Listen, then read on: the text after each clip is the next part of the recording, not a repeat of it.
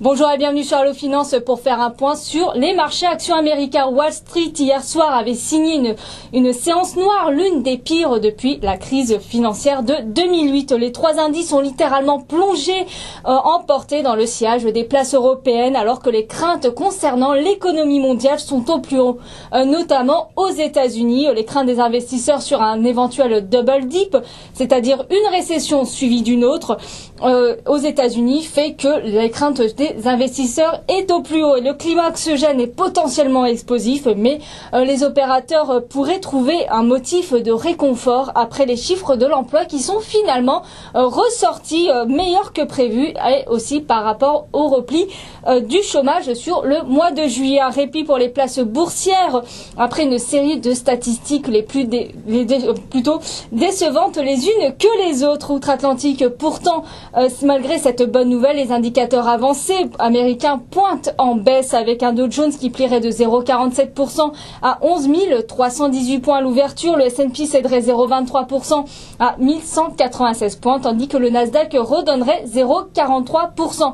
Enfin, une bonne nouvelle sur le front de l'emploi après une avalanche de mauvaises nouvelles du côté de la macroéconomie. Les créations de postes non agricoles aux États-Unis pour le mois de juillet 2011 ont nettement dépassé le consensus au nombre de 117 000 contre 89 000 espérés par les économistes en moyenne. Par ailleurs, le taux de chômage est reparti à la baisse pour s'établir à 9,1%, tandis que les économistes tablaient en moyenne sur 9,2% de taux de chômage.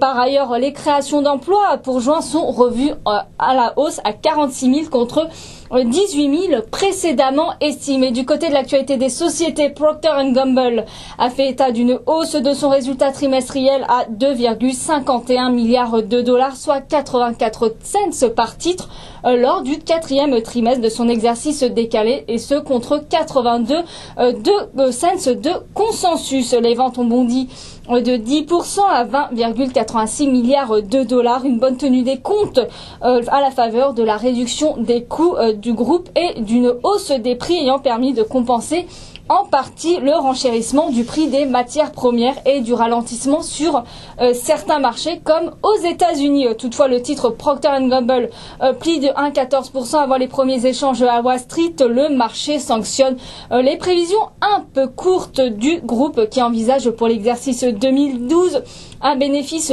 ajusté par action allant de 4,17 à 4,33 dollars, soit un niveau en deçà du consensus de 4,45 dollars. Viacom, la maison mère des chaînes de télévision MTV, a fait état d'une hausse supérieure aux attentes de son bénéfice hors exceptionnel qui ressort à 99 cents par titre contre 86 cents de consensus. Une publication de bonne facture qui est liée à la forte croissance des revenus publicitaires dans le câble et des contrats de licence avec les sites internet. AIG renoue enfin avec les bénéfices et a publié ainsi un bénéfice net de 1,84 milliards de dollars, soit 1 dollar par action après avoir enregistré une lourde perte de 2,66 milliards de dollars, soit une perte nette de 19,57 $ par action un an auparavant. Toutefois, une déception du côté du bénéfice d'exploitation qui est ressorti à 69 cents contre 92 cents de consensus. Bank of America